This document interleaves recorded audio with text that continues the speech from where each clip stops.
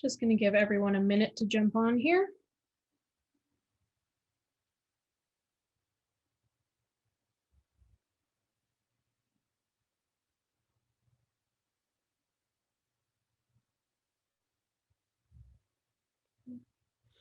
All right, welcome to AMSA's guidance session on creating a customized online health and safety orientation course. Today's speakers are, in chronological order, myself, Sydney Perozak, the digital coordinator with AMSA, Rob Rosette, senior health and safety advisor with AMSA, Rick Northrop, the learning management systems administrator, also with AMSA, and then Patrick Hohol, client success team specialist working with BizTrainer. In this session, we will explain the important data that's driving this campaign, describe items in the health and safety orientation toolkit that AMSA is giving you. We'll walk you through how a PowerPoint presentation can be converted to your online training course, and BizTrainer will discuss how they can assist you on further developing your online health and safety orientation. Before we go into the agenda details, here are a few housekeeping rules to briefly go over. If you're having any connection issues during this scheduled 2-hour presentation, you can troubleshoot by turning off your camera, logging out of the meeting and logging back in. And if you're still having connection issues during the presentation, we can touch base after, as it will be recorded. If you foresee background distraction, ensure to turn off your camera during the presentation. Your microphones have also been defaulted to off until the question period. If you have any questions, you can either type them in the chat or wait until the question period. Only the presentation portion will be recorded, and it will be turned off during the open mic question period. The recorded presentation will be used for AMSA's quality assurance, AMSA's reference material, and may be distributed to other AMSA members for information and promotional purposes. With that, let's go over today's agenda. AMSA's initiatives are driven from data it receives from reliable sources. Specifically, we will be looking at Alberta's WCB municipal specific claims between 2017 and 2021. We will discuss the benefits of having an online health and safety orientation training course, and the applications involved in creating the orientation, such as current legislation requirements, the potential changes with Bill 47, and the standards that the Certificate of Recognition, aka CORE, holds. We'll show you a sample video on how a simple PowerPoint can come alive, and after this presentation, BizTrainer will discuss how their learning management system can work for you.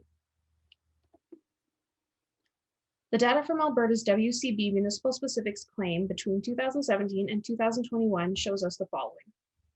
Workers are 400% more likely to be injured in the first 4 months of their start date. Almost the same number of claims are recorded in the first 4 months as the following 12 months.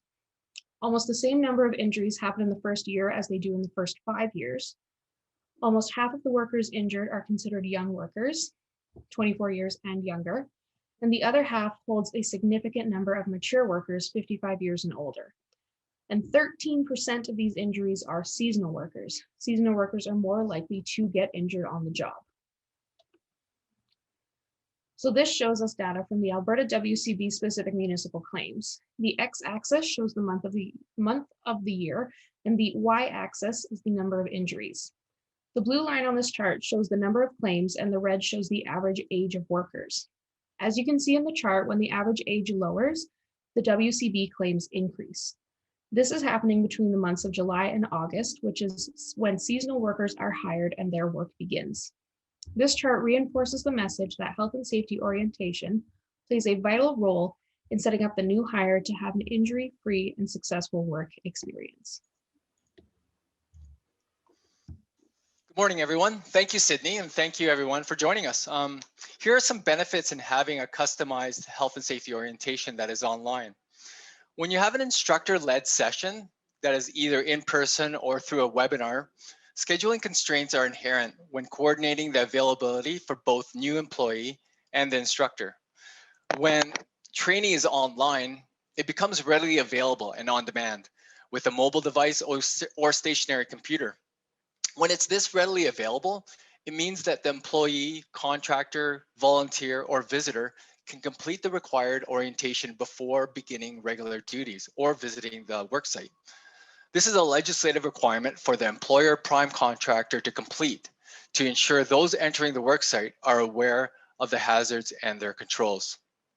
Every instructor has a different style of getting the health and safety message across, which may be favorable, but sometimes it might not.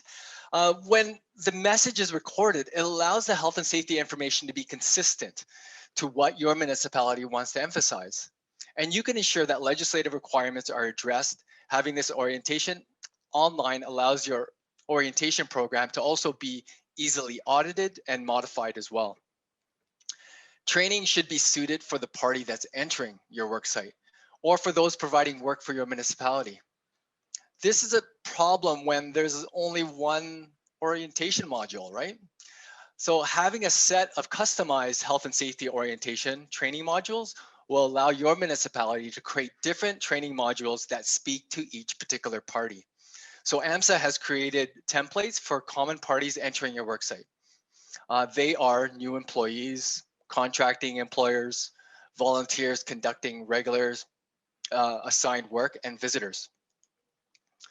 The tools that you're going to receive today will help you create a customized online health and safety orientation course. It will have templates where you'll be instructed to replace pictures and messages that best suits your municipality. The templates are PowerPoint presentation slides, as well as health and safety orientation checklists. We'll also provide an employee instructional sheet, an instructional sheet for the employee template that gives you step-by-step instructions. Sample training video will be demonstrated on how the PowerPoint flows and comes to life when it's converted to an online training format.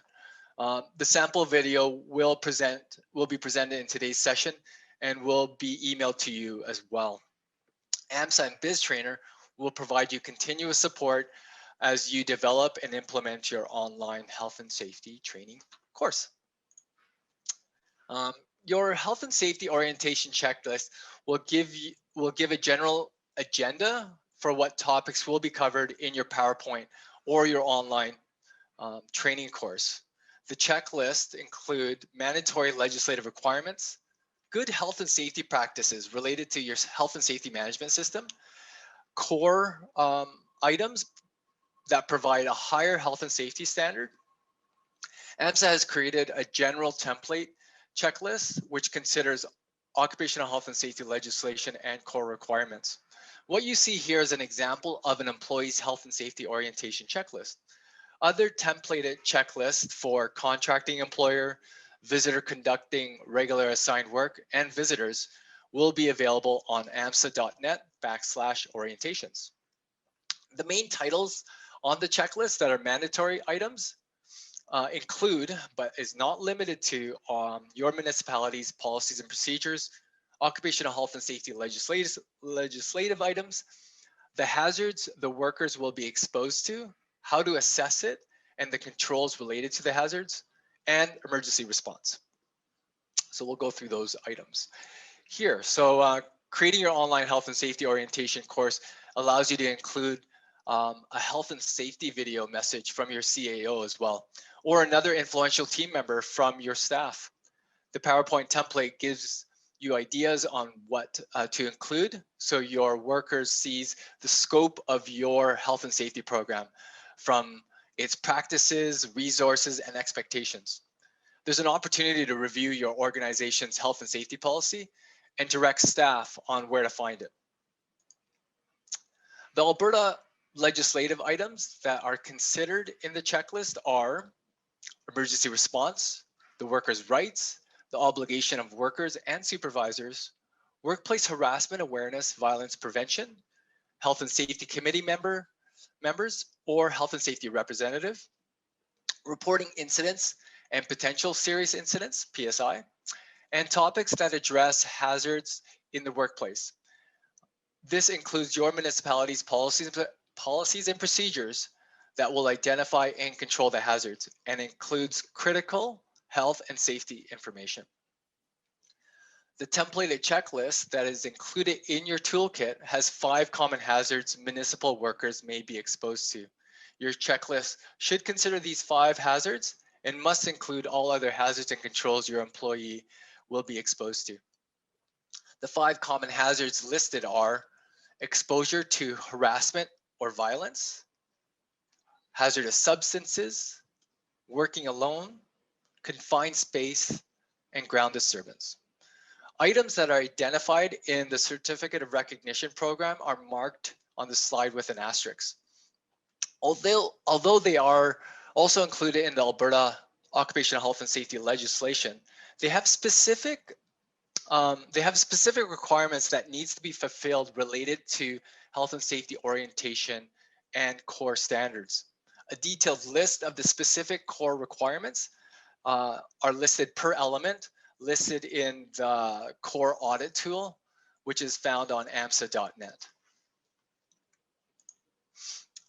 Alberta Bill 47 will amend the Occupational Health and Safety Act and Code, the Radiation Protection Act, and the Workers' Compensation Act.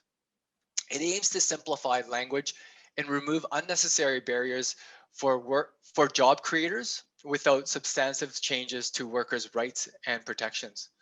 It may affect terms and your requirements related to Health and Safety Committee, overhead power lines, chemicals, biological hazards and harmful substances, fire and explosive hazards, first aid, noise, and PPE. Other Bill 47 items not listed on this slide include radiation exposure, explosives, mining, oil and gas, cranes and hoists, managing and controlling hazardous energy. This is related to complex lockout and procedures and pigging. Most changes of the Occupational Health and Safety Act and Code will take place approximately fall of 2021 upon proclamation. Please refer to alberta.ca for up-to-date information and sign up for the e-newsletter to receive bulletins. I mentioned critical health and safety information in the previous occupational health and safety slide. This relates to critical tasks that workers will be performing. Critical tasks will commonly be covered during the job specific health and safety orientation because it requires more detailed information and processes for a particular role. Hazard identification, assessment, and control items that are in the health and safety orientation provide a general overview of what the employee's responsibilities are in your municipality. Regarding information on critical task, it must be addressed prior to the employee performing the critical task. So Partnerships and Injury Reduction defines critical task as a task with high potential or serious loss or injury. Your policies and procedures will cover these critical tasks in detail, and health and safety orientations will cover employees with awareness, knowledge, and controls of the critical task. This online health and safety orientation will bring awareness to the supervisor of the policies and procedures that hold the details of the critical task, so they can ensure that the controls are applied and that they will use that information to provide a job-specific health and safety orientation prior to the employee performing that critical task. The online general health and safety orientation is not a complete health and safety orientation, as it may not cover job-specific hazards and controls, such as critical task. The job-specific health and safety orientation will explain how the different jobs will address specific health and safety hazards, measurements, and controls. AMSA will also be available to support you in creating your job-specific health and safety orientation. Your health and safety checklist will also include your emergency response. You can include your office floor map, which shows information such as your emergency equipment, shelter in place, routes to evacuation, and muster points. Detailed expectations you can provide in such cases as being familiar with the routes and emergency equipment on the office floor map in relation to the employee's workstation. And you can go over the emergency exercises, how often they occur, and expectations such as calling 911, following direction from their emergency wardens, their supervisor or team lead. So this slide that you see here is on the template, which also includes the speaker's notes giving examples of what to say. This is a glimpse of the PowerPoint template slide, what it looks like. The arrows on this slide identify what to remove and replace, such as logos, names, pictures of internal health and safety forms. As you can see, the template has a cartoon feel, has a cartoon look on it. So AMSA does advise that you modify the background and font type to your municipality's marketing theme. Here's another example of what the PowerPoint has. In this case, you would replace the office floor map pictures, and I would suggest replacing pictures of work sites that your employees can recognize. You also want to ensure that the name of the titles reflect your municipality's health and safety structure.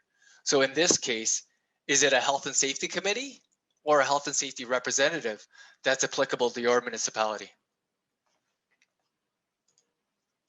So once you have a thorough review of the templates, you can then decide what you want to, how you want to create your PowerPoint presentation. So you could start from scratch. You could start by using your own existing PowerPoint and compare it to AMSA's template. You could start by using AMSA's template, or you can ask AMSA to create it for you. The employee PowerPoint template that we provide comes with an instructional sheet, once again, that gives you a step-by-step information on how to fill out each slide. And this will be included in your health and safety orientation toolkit that we'll email you. The toolkit will be retrieved, can be retrieved on amsa.net as well, /orientations. And once again, we'll email everyone in attendance today the templates. Establishing a checklist supports the development of your PowerPoint. If you wish, you could stop at the PowerPoint and not have an online training available. But to create an online training course, Rick is going to show us how the PowerPoint and voiceovers will come together on the during an online course, how to access the online course. He'll play a sample and walk through how the PowerPoint and voiceovers come together. It really comes alive, and go over the 3 types of strategies and to get started with the online training course, and provide an estimated time frame for it to be developed. Rick? Thanks, Rob. Morning, everybody. To create your online health and safety orientation, we'll need video files recorded in MP4 format. That's the format recommended by BizTrainer. The instruction sheet and the PowerPoint template will provide examples of what should be said per slide, plus a video demonstrating how to record in PowerPoint. Feel free to modify the template as you see fit, as mentioned by Rob. Then once we've got the files, we will upload those into BizTrainer to create your online health and safety course.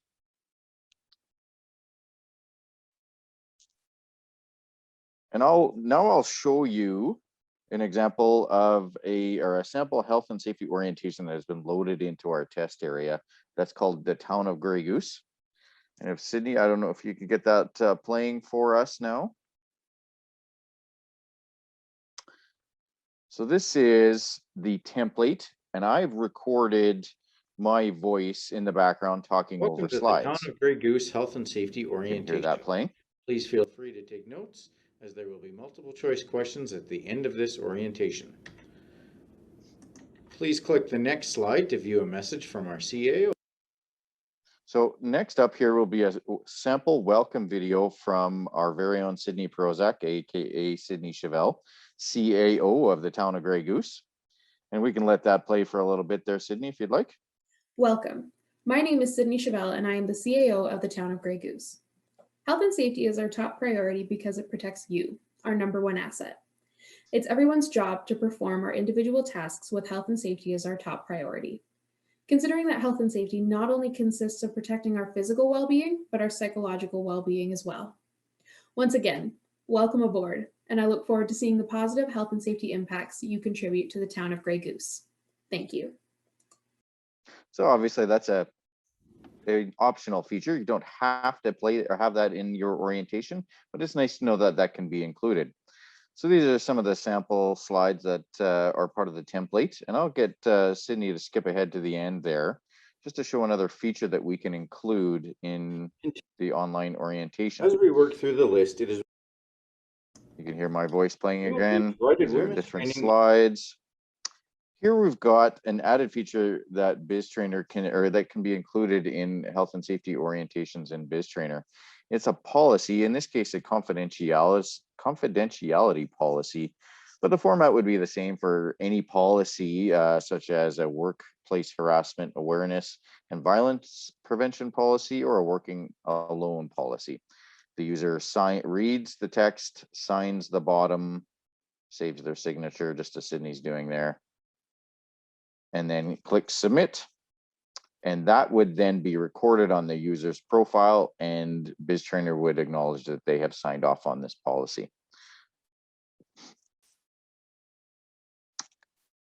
So there are 3 strategies you can use to develop your online orientation. I'll just wait a moment here for Sydney to catch up on the next slide. So each strategy requires creating a PowerPoint, recording an MP4, and then hosting the course. But how you do that might be up to you. So you can host the course on BizTrainer. Ideally, that's what we'd like you to do, or you could also just host it on YouTube. So when you're using the DIY method, you could use the tools provided in the AMSA toolkit, create your video, and host the course as you wish. You're going to have the hybrid method that's in the middle there. It's a mixed effort with material from AMSA and your municipality to complete the same content as in a DIY. Then there's the full service option. AMSA will do the work for you. We, with your processes, will create the PowerPoint, create the course, and host the course. You can call AMSA at any step in the process for advice or support. Here is, or this table shows an estimated timeline to completion to develop your online health and safety orientation. The turnover dates range from 2 weeks to months, depending on the duration of the course, the content, and the material and resources.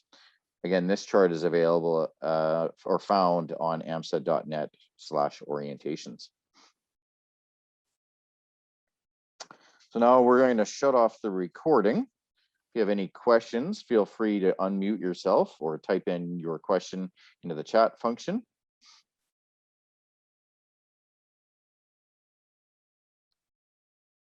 Let's see if we. Thanks, Sydney. So thanks for the introduction, Rick. We're going to jump into rapid course development for all the DIYers out there. So what is rapid course development? Rapid course development is a great skill set for HR and HSE professionals. With the knowledge you'll gain today, you should be able to quickly create engaging, cost-effective online training materials. Rapid course development is an answer to an age-old problem with creating training materials. A 2017 survey showed that an average of 71 development hours for each finished hour of training, with only 1 or 2 interactive elements. With turnaround times like this, not to mention development costs, it can be hard to deliver relevant, timely training to an increasingly dispersed mobile workforce. So we're going to cover 3 or 4 different methods of rapid course development and show you how you can use BizTrainer to get these courses that you develop online and deliver them to your staff quickly.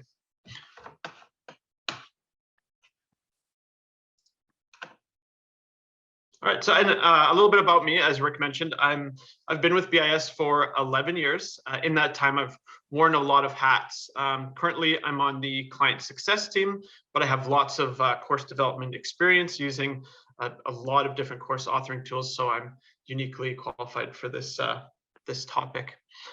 Today's topics, what we're going to cover. First, we're going to go over a brief introduction to the BizTrainer course builder to show you how you can create online courses to be delivered online. And we're going to cover 3 different rapid course development methods. One is using existing video-based content. One is using PowerPoint-based content. And one is using YouTube or Vimeo-based content. And we're also going to cover how to add quizzes and exams to your courses that you create in BizTrainer to add some engaging elements and to assess the level of knowledge from your learners. And we're going to have a very brief introduction to some other third-party SCORM course authoring tools. And if you're unfamiliar with SCORM, we will cover that quickly as well. Okay, so now what I'm going to do is I'm going to dive into the BizTrainer course builder to show you,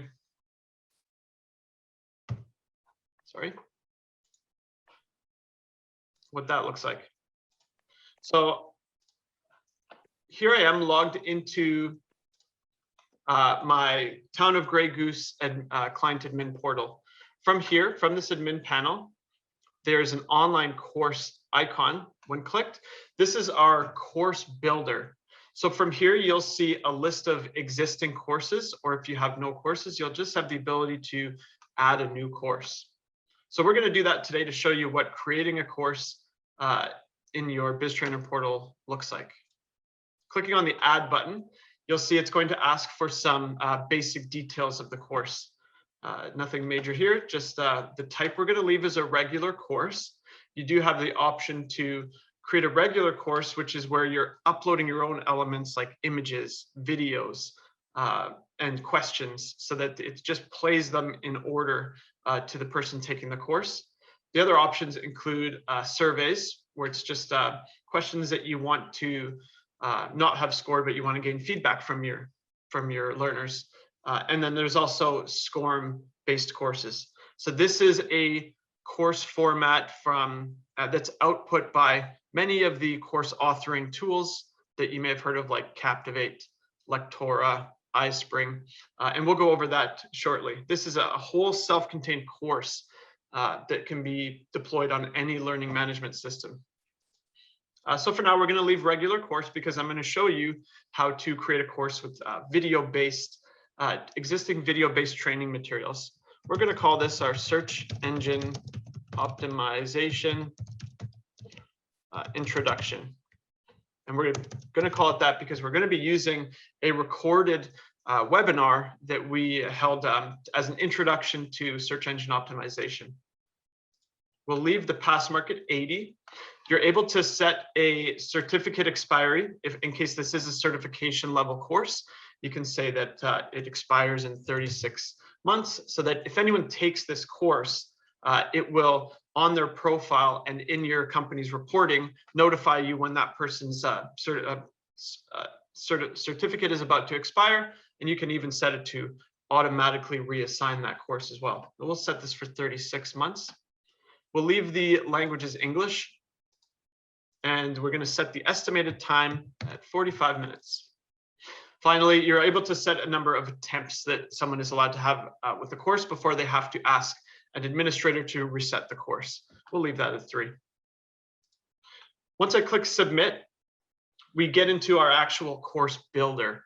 You'll see lots of different options here. There's in our system, we have a very in-depth course admin tutorial, which is going to cover a lot of the more advanced settings. But for today, we're just going to cover the very basics that will allow you to get a course built quickly and get it out to your learners. So the first thing you'll notice is a playlist panel. This is what you'll use to build the course. So this is where you're adding your all the different elements that you want your learners to see. For example, if we click add, you'll notice it brings up, it allows you to add a new element to the playlist. It's going to ask you first, what type of element is this? You can pick text if you just want to display text directly on the screen, and it gives you a nice HTML formatting text box so that you can format a slide. This can be an intro slide, or you can build a whole course that way if you'd like. Then you can upload images. So if you upload images, it will just display that image to the learner.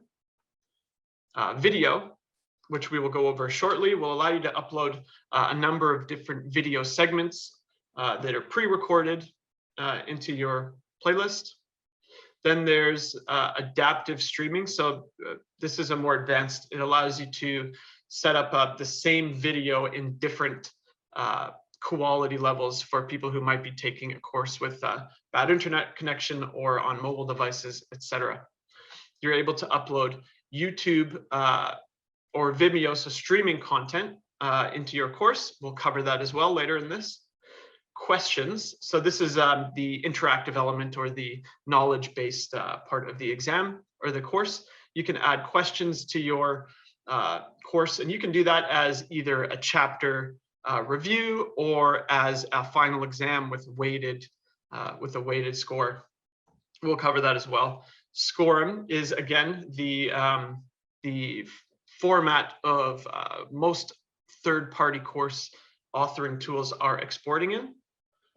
And there's other options like adding a locked activity. So this would be something like a drag and drop activity that you've created with a third-party authoring tool that they have to finish before they're able to proceed. Then there's another activity option where they don't have to finish it to proceed. And you can also upload documents, forms built with our digital form builder, and menu items, just to kind of give you a better navigation sense in the course. So for each element, you'll add a title, and there's some other options here, but again, these we're just going to leave out because they're not within the scope of just getting a course quickly built and out to your learners. The other panels I'll cover quickly are the competency evaluation. So with BizTrainer, you're able to create robust forms, including competency assessments, so that if your course has a knowledge-based component, but then also a practical skills competency evaluation, competency assessment, you can add that form to the course so that after the course is complete, that form will go out to whoever is able to assess that person's competency, and they can complete that form to complete the practical portion of the course. The other area we're going to look at is our question section. So you're able to add questions, as I mentioned. You can do them individually up here as an individual element, just like this. Or let's say you have a big course that has 200 questions and you don't want to do this all manually. You're able to manage your questions here for this whole course and create question pools. So if you have 6 different chapters and each chapter has 10 different questions in it, you can create a pool of 10 questions for each chapter. And then you can say at the end of each chapter, pull in 4 random questions from that pool and make it so that they have to pass those before they're able to move forward. So that's again something that we'll cover in our question portion. And finally,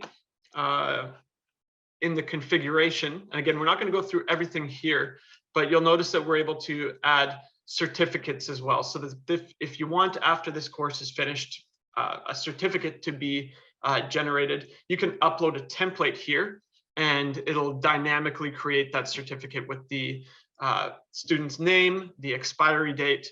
So there's a certificate component to your courses as well. Again, setting up the certificate is a little out of the scope of this course, but there's a lot of information here if you click on it, and there's full tutorials available in our system. If you are on our system and you'd like any help getting those, just get in touch with your account rep. All right, so that's a basic introduction to creating a course and what our course builder looks like. So after we go through with the rapid course development options, we're going to come back to this course and start populating it with the materials that we're going to create in the rest of our session here.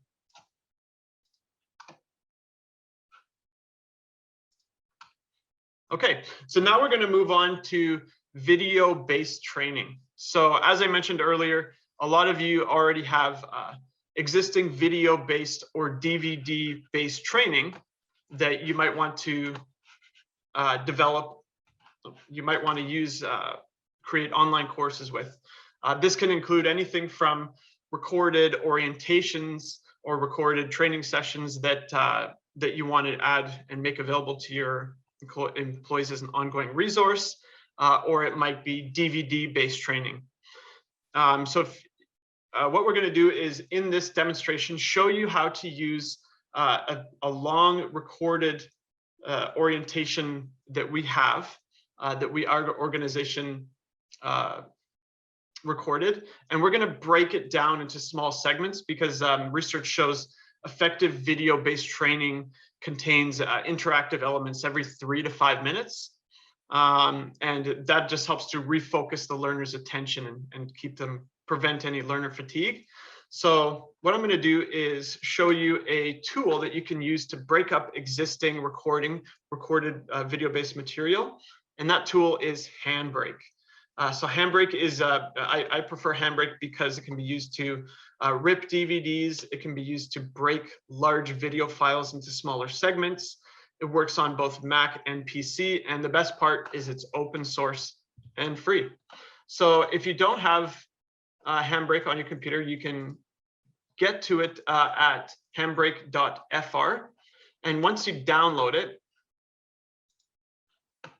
I'm just going to open it here. It has a pretty simple interface. So once you have it open, you can drag and drop your existing video-based training, which I have on my desktop here. I'll just open it up. So you'll see we have this. This is a recorded webinar that we have on competency assessment. And we want to just break this down into smaller segments so that we can upload it to our course. You'll notice 28 minutes is a little long for one segment. So what I've done is watch this video, and I've identified some natural breakpoints and different chapters that we can set up or use to create a course from this video. So what I'm going to do is use Handbrake to break this one big video into smaller segments. So I'll close out of VLC, and I'm going to open up our Handbrake and just drag this video file right into Handbrake. Now, I know it can be really intimidating seeing all this stuff right off the bat, but we only need to focus on a couple different properties. First off is where it says save as. So this is telling Handbrake, okay, this file that we're creating, what do we want to call it and where do we want to place it? So it's going to save this video in our videos file. And we're just going to say this is segment 1. So we're adding a 1 to the file name. And then we're going to tell it where to cut this video out of. So we're going to change this range here to seconds. And then it gives us a time window here. So we're going to leave the first video segment, as our file here shows, from 0 seconds to 1 minute and 19 seconds. So now we have a duration of 1 minute and 19 seconds for our first video segment, and we're just going to click add to queue. Now for our second, we will change the file name to -2, just so we know that's our second segment. And we're going to set the range from 1 minute and 19 seconds to, as we've determined from watching the video, 5 minutes and 35 seconds. And we're going to hit add to queue again. Now, we're not going to go through and do this for all 6. I think you get the point. But what this does, if we view our queue here, is it just adds up these videos that these segments we've added into the queue. And then all we have to do is hit start queue, and it will convert these, it'll cut these up into smaller segments so that we can upload them right into BizTrainer. So I'm actually going to do that now. I actually have I've pre-set up these videos here. So we've already cut these videos out. And what I'm going to do is go back into BizTrainer, into the course that we created. And I'm going to add the videos by clicking add, selecting the type video. And we're just going to call these, and I know that I made this search engine optimization, but let's pretend it's competency assessment. And what we're going to do is right here where it says file, we're going to browse. to our video folder, and we're just going to select all of the videos that we cut up with our Handbrake, and you can select multiple and just click open, and you'll see that adds all those files into the playlist, into the elements. And if you just click add, oh, sorry, that was to add a new one. I'm going to do that again. I should have hit save.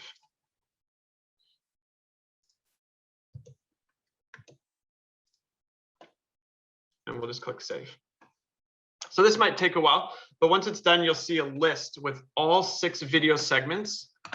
And that's these 6 video segments that we determined for our competency assessment.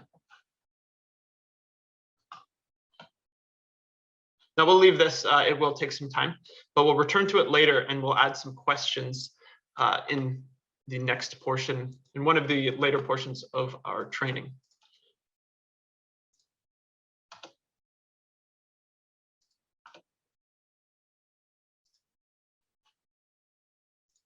Okay.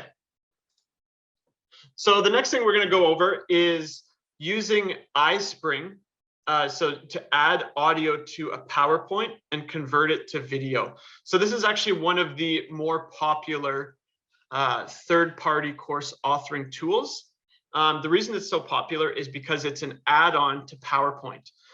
Because a lot of the existing training material for companies exists in PowerPoint already, it just makes sense to use something that is built into PowerPoint so that you can harness the power of PowerPoint and quickly convert your existing training into online courses. So what I'm going to do is go into an existing PowerPoint that we created, and I'm going to show you what iSpring looks like and how you can use it to take an existing training, an existing PowerPoint, and convert it to an online course. So here you see the standard PowerPoint window, but you'll notice that I have iSpring Suite 9 as an option here in my ribbon.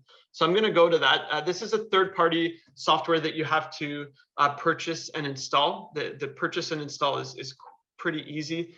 I'll get into pricing and everything for iSpring later, but there is a free trial that you can use if you're interested in testing it out and seeing if it's a good tool for you.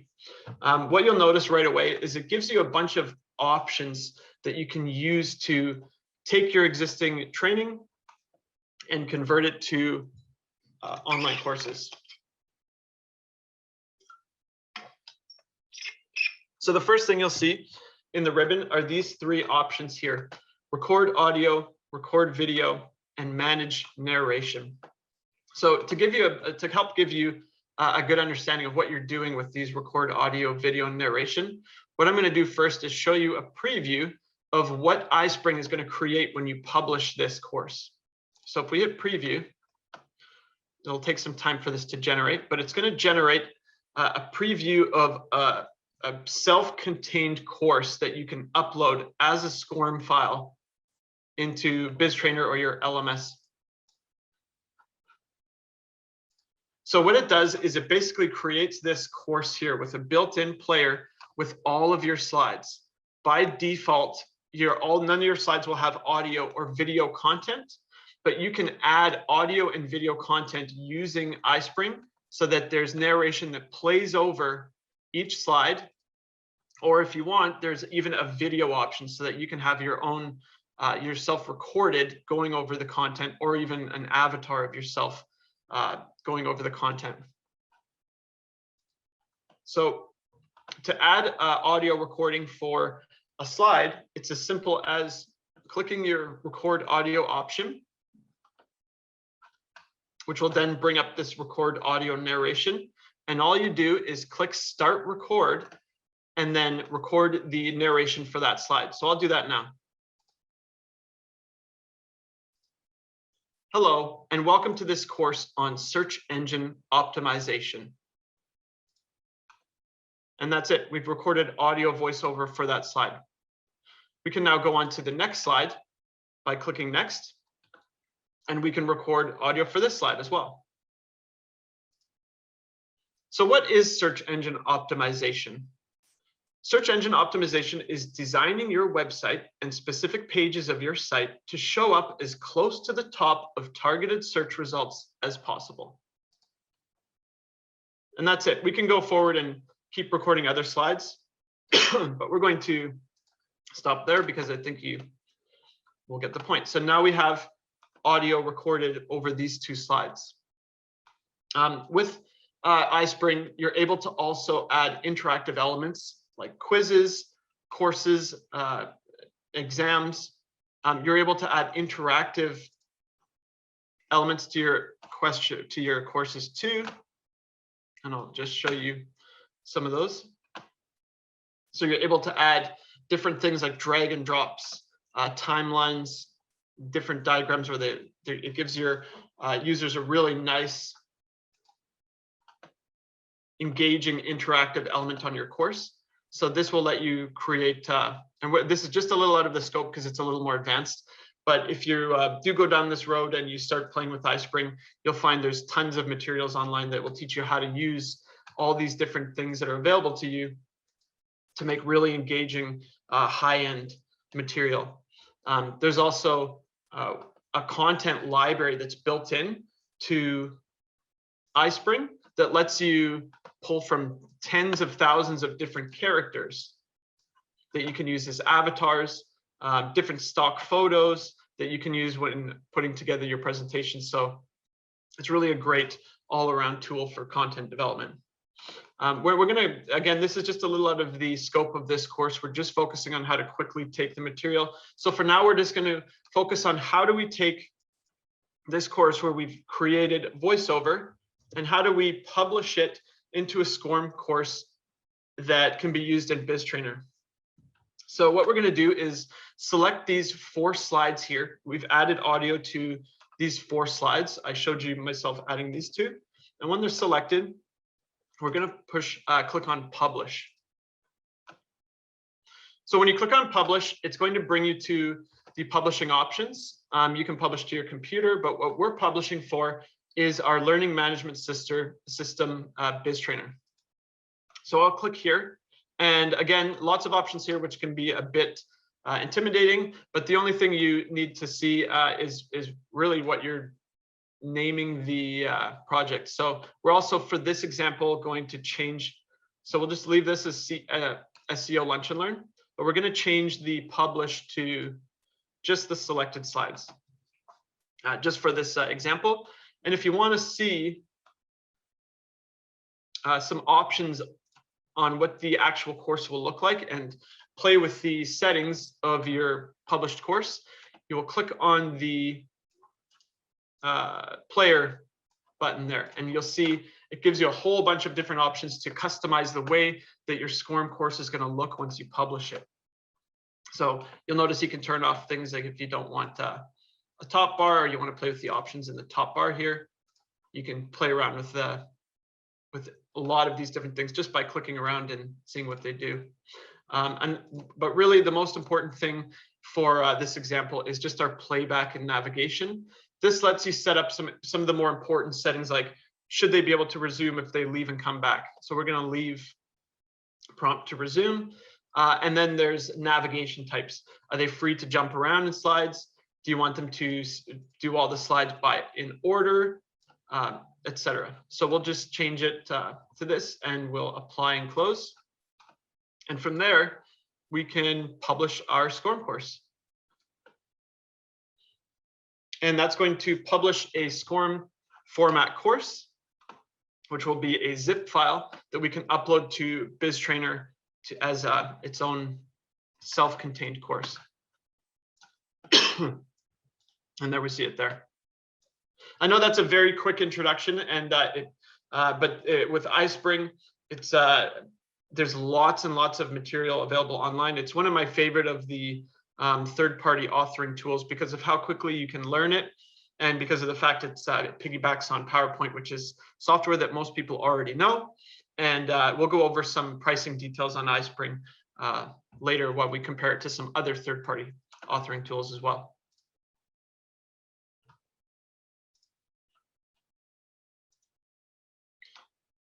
Okay, and so as promised, we will talk about SCORM a little more. So SCORM is the format that third-party authoring tools publish in. When we hit publish on iSpring, what we actually created was a SCORM course. So that stands for Shareable Content Object Reference Model.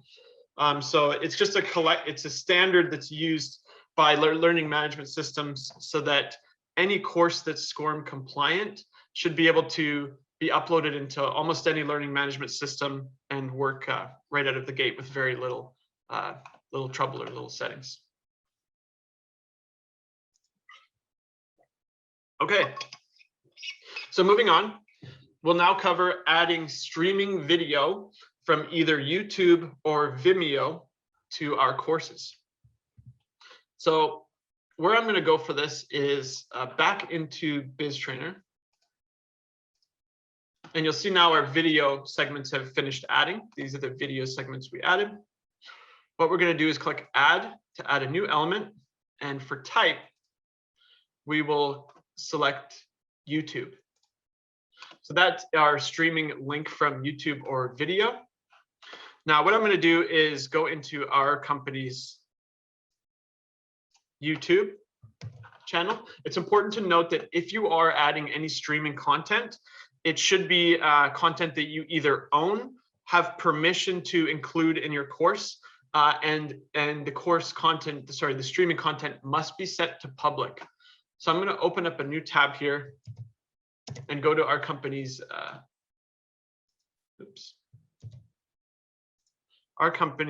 YouTube channel and find a video that we're going to include in this course. So here's one here.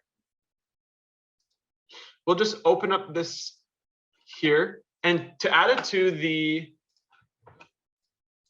course player, all you have to our course is just copy the link, go back to the course builder, give it a title,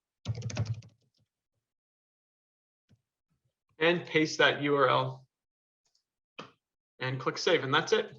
So just like that, if you have a bunch of materials hosted on YouTube, or you have permission to host content that's already on YouTube, you can create courses just by uploading YouTube videos. These will play in the course player when the learner is taking the course, and then you can supplement that with questions that we'll actually cover adding now. So once you have video-based content in your course, it's only natural to add questions and quizzes to, again, keep the learner active and engaged, and to help to assess the level of comprehension for the material. So there's a couple ways we can do that. The first way is, again, if we click Add, and from Type, we can add questions just one at a time, just this way, by entering the type. So this is scored with results. Again, there's lots of different types of questions, just for to kind of, it's out of the scope of this orientation or this webinar, but there's lots of information right in the system that'll explain which each of these are. We're going to pick the most common, scored with results and correct answer provided. So this means that this will be scored after their first attempt, and it's going to show them the correct answer, whether or not they got it right. So we'll give 3 different answers, and we'll add our question. What is competency assessment?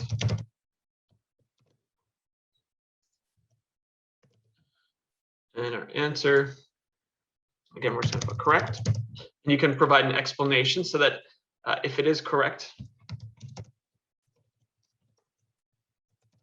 it will show this explanation, and we'll click correct to indicate that is the correct answer. Incorrect. And then for our explanation, that will show if they've selected that option once they hit submit.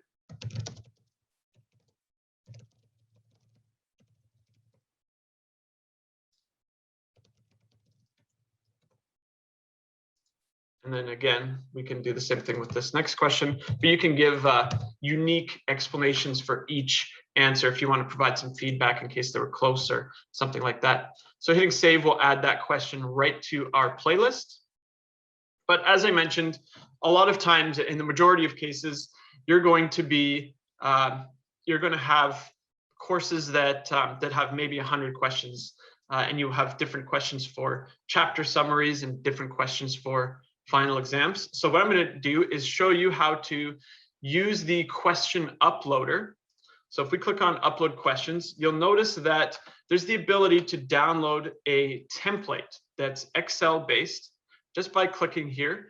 First off, you'll notice there's a PDF icon next to it. We'll click that first because it gives you a very detailed explanation of how to use the template and also of all the different question types that I briefly touched on the uploader when I was creating that one question. So we're not going to go over this whole thing. I'm just going to show you, if you open this Excel file here or download the uploader, you'll notice it gives you a template with a sample question so that you can populate this with all of the different questions for your exam, which I've actually already done. And I'll open now from my desktop. So here we have it. Here's our question uploader with the 4 questions that we want to include as chapter summaries or just chapter reviews for this course. So what I'm going to do is upload this file using our upload questions by browsing to the desktop, choosing my question uploader that I showed you was prepared, and then hitting upload. Oh, sorry. I was uploading into the question pool. I will cover the question pool shortly. But there we go. So using the question uploader, you'll see I've just added the 4 questions from my uploader. And I'll delete this question that I added as a sample just for adding individual questions. And now what I'll show you is how to reorganize these so that they are in the correct order. So we're using these as chapter reviews. So if I just click change playlist order, you'll notice I can drag and drop each of these questions so that they appear after the appropriate video segment. And then I'll just click save. And now we have a chapter summary after each video so that we're, again, just engaging the learner every 3 to 5 minutes. And then finally, I'll show you how to add a question pool. So clicking on upload questions. Question pools are basically a collection of questions that exist in the system. And instead of adding each individual question, you're able to tell the system for this final exam, pull 4 random questions from the question pool. So what we'll do is we will add a question pool. We will call it final exam. And now we have our final exam question pool.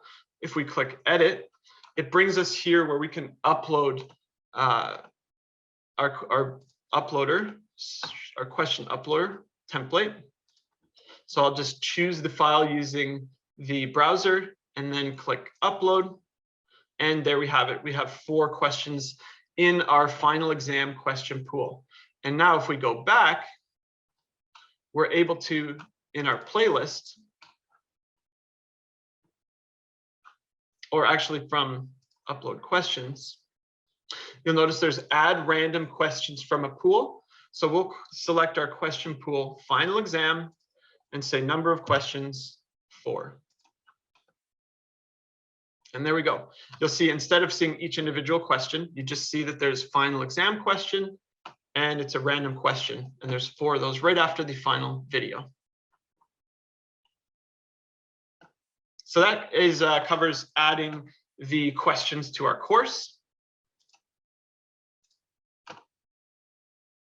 And what I'll touch on finally is third-party course authoring tools. So again, what we showed you today was built into PowerPoint. It's iSpring. The reasons I prefer it is, again, it's PC No, sorry, it's built into PowerPoint, so it's something that there's already an existing knowledge base there. You have a content library with over 68,000 assets, templates, and characters, and it publishes courses in SCORM. The price for iSpring is around 700 to 1,000 USD per year, but you can go on a monthly license. So if it's something you just want to test out outside of the 15-day free trial, you can do that, or just have a license while you're kind of building courses. That's one thing that we like about iSpring. The other options are Adobe Captivate, is something that's similar to PowerPoint, with very extensive capabilities to build interactive activities. It's one of the more popular options. It's with Mac or PC, which is nice. iSpring can only be used on PC. Again, this one publishes courses in SCORM or video format. This one also has a month-to-month option or a one-time fee just to purchase it outright, which might be nice if you're using it very long term instead, and you prefer to do that rather than the monthly fee. And it does again have a free trial. Again, some of these programs, there's a lot of functionality, so it can be intimidating to kind of get started. But as you saw with iSpring, I mean, we used, I think, 3 features to get a course built that we can upload into our system and start using right away. So with a little bit of know-how and a little bit of determination and a lot of Googling, you can do a lot of stuff with these tools. I've included some links here to other rapid course development resources. There's a lot of course authoring tool details, reviews, and comparisons at elearningindustry.com. There's self-paced learning, where you can learn how to do almost anything with iSpring, Captivate, or anything for that matter on YouTube. Or if you want a more professionally built course, there's paid resources. There's paid courses on udemy.com, which is where I prefer to purchase any course on almost any learning. So that's it. I know it was a lot to cover in a short period of time, but any questions?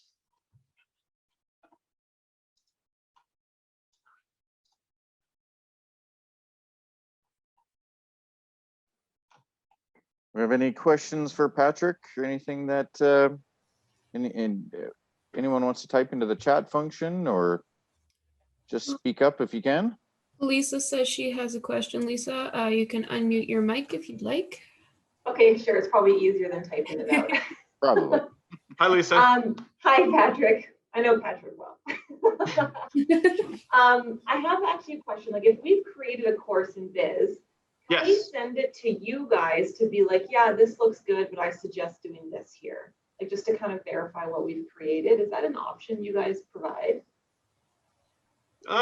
Sure, I guess AMSA would be happy to help with that as well, or we'd be happy to help. I guess it's yeah, for sure.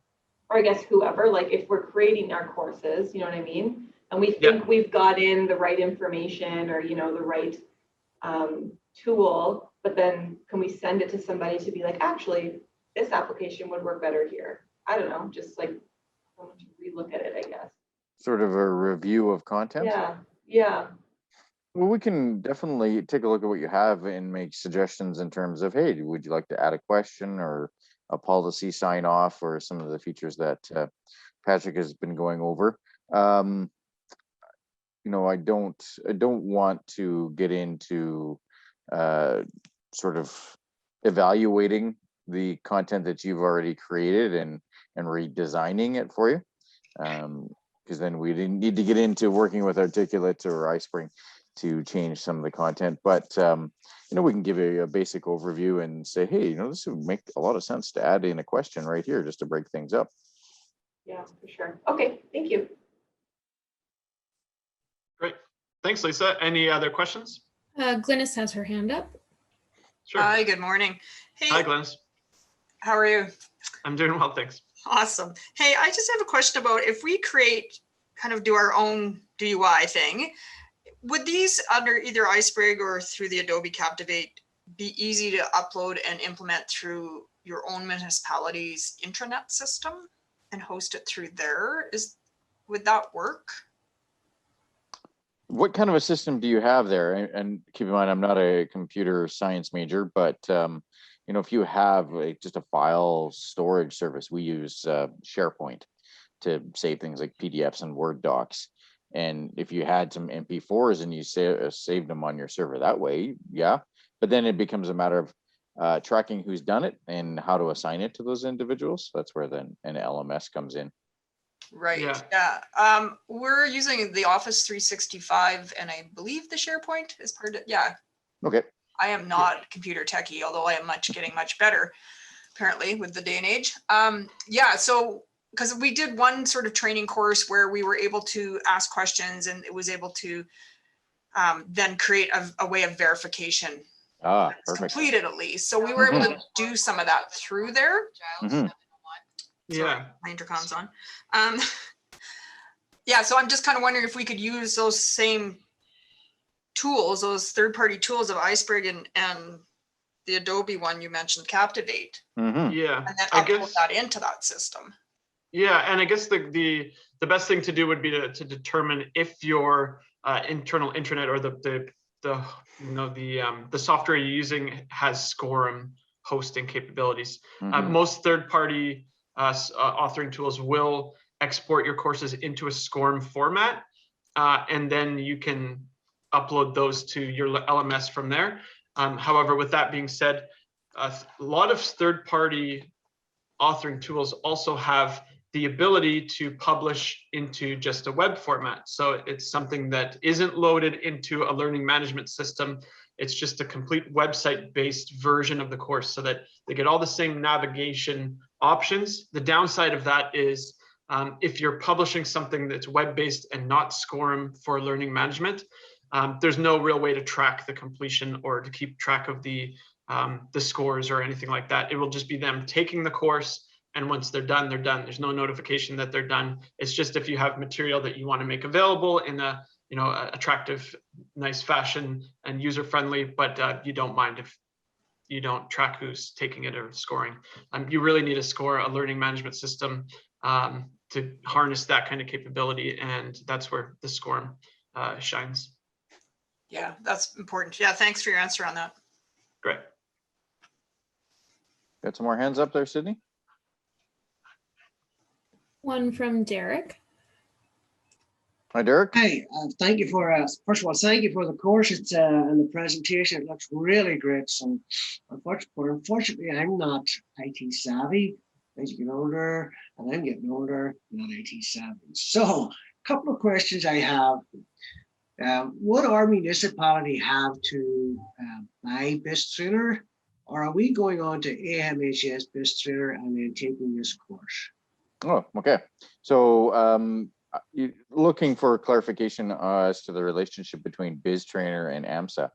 And I can share some of that information here. And I'm going to stop your share there. Sure.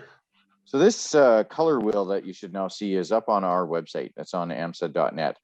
So AMSA is in partnership with BizTrainer. BizTrainer, sometimes we speak as in regards to the corporation, the company BizTrainer, but we're also using that term to refer to the software platform. So what we're showing here is the color wheel, which breaks down the cost for access to the software BizTrainer. And BizTrainer is a type of LMS software, so learning management software, and it hosts things such as training record management, digital forms, and health and safety orientations online. So that way you can take advantage of things such as SCORM and tracking users who's completed these orientation and issuing certificates and things like that. And it takes care of the assigning part of it through this training record management up top. Actually, no, sorry, that's part of the 50 cents a month. It's part of the middle, the connector in the middle. So that's where the relationship is. We've got two organizations who are partners who offer in a software platform that we call Biz or BizTrainer. And you don't have to be an expert in LMS. We can do a lot of this stuff for you. What we would need from you is what have you got in terms of orientation? I think the City of Airdrie must have an orientation. Is it online? Is it just a PowerPoint, or is it something you sit people in a classroom and we need to actually turn that into a digital format? And then we start building from there. City of Airdrie does not have a portal with us right now. But it doesn't mean we can't get you access. You're already a member. You've probably got lots of users using our software, but when you get a portal, this is the key part. It's like a separate section of our website. So I like to think of or tell people to use the metaphor of a house. So I'm sitting in my living room. I can't see who's in my basement or in the bathroom upstairs. So each room is like a section of the website, and we keep the users within that room. But we can add features to that room. Yeah. So yeah, we would have, so just for my own information, we would have to have a portal with AMSA, which would cost us, and then users then would be able to utilize the BIS Trainer forum through AMSA and do whatever courses are listed on your AMSA website. Right. And then there's the billing after that.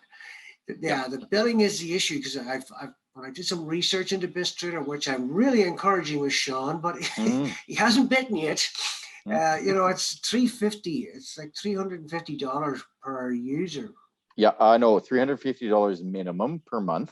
So if you had 50 users and you got some of the basic function, and the total per month didn't come to 350, that's our minimum. It's not $350 per user.